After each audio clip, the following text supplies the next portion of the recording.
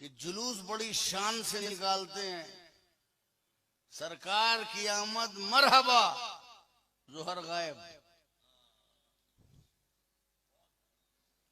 सरकार की आमद मरहबा, असर गायब। सरकार की आमद मरहबा, मगरिब गायब।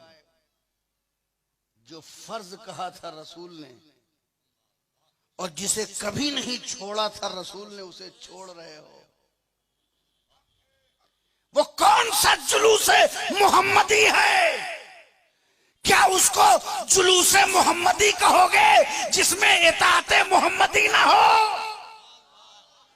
सजदे को छोड़ करके कोई जुलूस मोहम्मदी नहीं हो सकता।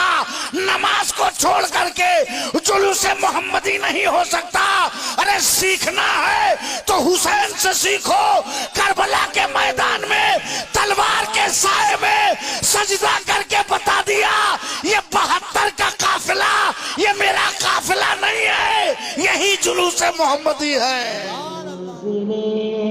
मेरे सामने मेरी